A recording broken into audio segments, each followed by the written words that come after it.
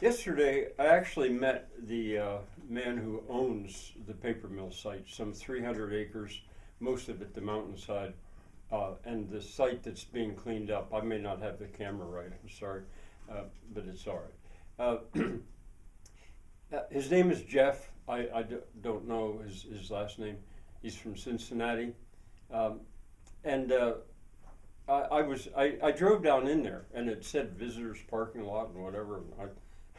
I could tell you so much about yesterday, but the part that I think I should pass on, since I've spent so many videos talking about that paper mill site, is that he was quite willing to tell me a lot.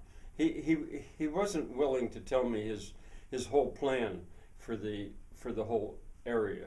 He said it just was too early to do, and I understood. I didn't even ask. Well, I think I did ask, but then I immediately realized, whoa, that was stepping too far. Uh, Sort of a, I don't know, corporate secret. So, yeah, I mean, it was fine. But he was very willing to talk about the building itself, right there where all the machinery is and what they're cleaning up. Uh, and I don't think he'd mind at all if I pass some of this on, because it's pretty good news for Roaring Spring. He said there can't be a building back there where that paper mill was, because the stream goes right underneath the building.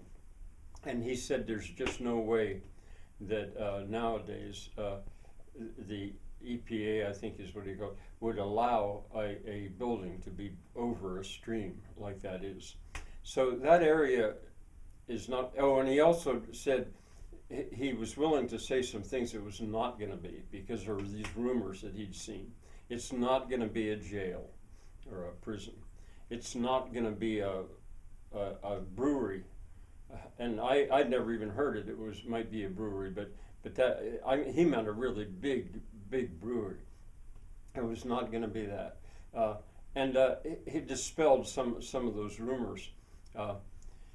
He thought the cleanup of the building site would be done by May. It's going to be a big job. I also spoke to some of the guys that were actually operating the machinery, because it was around noon, and boy, they were so nice. Anyway, but what you should maybe know that he'd be willing to say. He says that where the mill has been, right there below the parking lot, is going to be a cul-de-sac, and out of that cul-de-sac there'll be two ways to go up into the bigger property.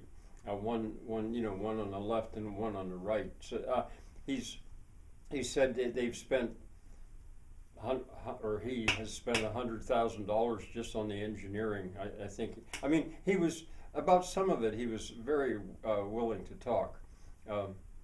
He said there's. Oh, what would you be of interest to?